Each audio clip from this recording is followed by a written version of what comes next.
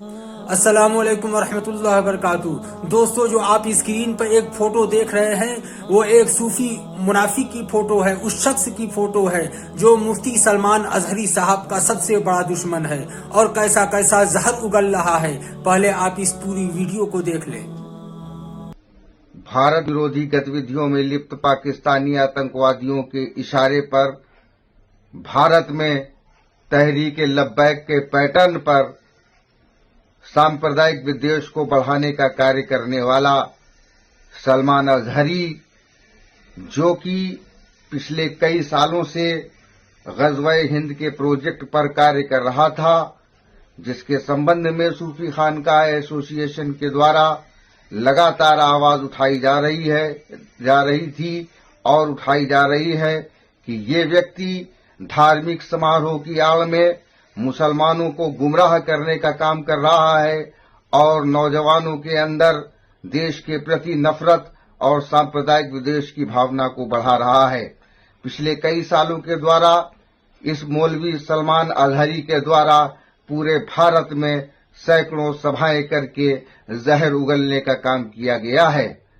इसके संबंध में गुजरात के जूनागढ़ में सलमान अजहरी के खिलाफ एक एफआईआर दर्ज हुई और सलमान अजहरी को गिरफ्तार कर लिया गया है।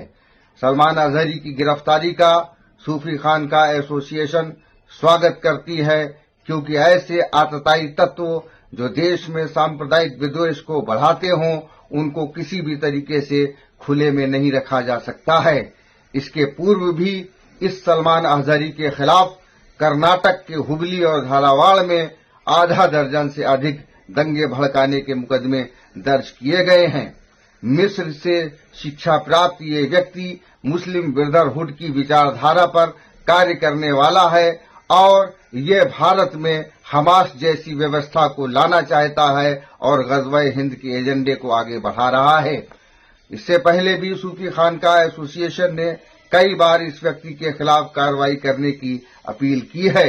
हमने आज पुनः एक पत्र केंद्रीय गृह मंत्री को और गुजरात प्रदेश के मुख्यमंत्री और डीजीपी को लिखा है। हम मांग करते हैं कि सलमान अजहरी को यूएपीए में निरुद्ध किया जाए और इसके पाकिस्तानी कनेक्शनों की जांच की जाए और साथ ही इसके जो अन्य सहयोगी जो भारत में हैं, जो पाकिस्तानी आतंकवादियों के समर्थक हैं और जो किस प्रकार से इस पूरे देश का माहौल खराब करना चाहते हैं, इन सारी चीजों की जांच कराई जाए और इस व्यक्ति को कठोरतम दंड दिया जाए, ताकि ऐसे देश तोड़ने वाले तत्व अपनी हदों में रहें। और साथ ही सरकार को यह भी संज्ञान में लेना चाहिए कि जिस प्रकार एक अपराधी के समर्थन में पूरे देश में लोग सड़कों पर उतर रहे हैं, तो इसके पूर्व भी हम लोगों ने अवगत कराया था कि ये लगातार लोगों में विषगमन करके अपना आधार बना रहा है। अभी भी समय है इस पर और इसके समर्थकों के खिलाफ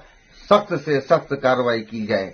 धन्यवाद। दोस्तों, आपने इस वीडियो को देख लिया, आपने इस शख्स की बात को सुन ली। ये शख्स मुनाफिक है, ये शख्स सूफी कूफी है, सूफी नहीं बल्कि कूफी है ये कहा जाए। इसके जहन में, इसके दिमाग में कितना नफरत और कितना जहर भरा हुआ है, आपने सुन लिया।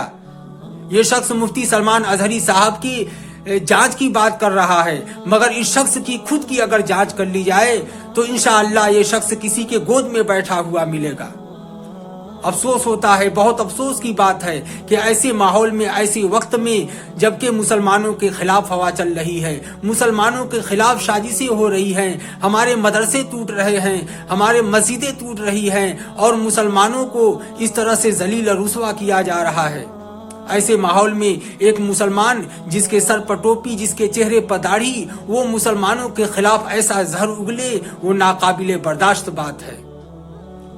दोस्तों, अगर मैं कहता हूं कि अगर इस शख्स के को कोई अगर मुफ्ती सलमान अजहरी से जाती दुश्मनी भी है तो इस वक्त और ऐसे माहौल में उस दुश्मनी को इस तरह से सोशल मीडिया पे अपनी बात कहकर और मुसलमान और इस्लाम को बदनाम करने की तरह इस तरह की बातें नहीं करनी चाहिए। इस शख्स को आपसे गुजारिश है कि इस वीडियो को इतना ज्यादा शेयर करें, इतना ज्यादा फैलाएं, इतना ज्यादा आगे बढ़ाएं कि हमारी बात और हमारी आवाज इस मुनाफिक सूफी कूफी के पास पहुंच जाए। जबकि ऐसे माहौल में सारे मुसलमान एक साथ हैं, यहाँ तक कि हमारे गैर मुस्लिम भी मुफ्ती सलमान अजहरी साहब के साथ हैं और सारी कौम जो मुफ्ती सलमान अजहरी की रिहाई के लिए दुआ कर रही है। ऐसे शख्स में ये सूफी कहा जाने वाला शख्स इस तरह की जहरीली बातें मुफ्ती सलमान अजहरी के खिलाफ उगल रहा है। आपकी क्या राय है और आपका क्या विचार है इस पर, आप जरूर कमेंट बॉक्स में जरूर इस बात को जाहिर करें।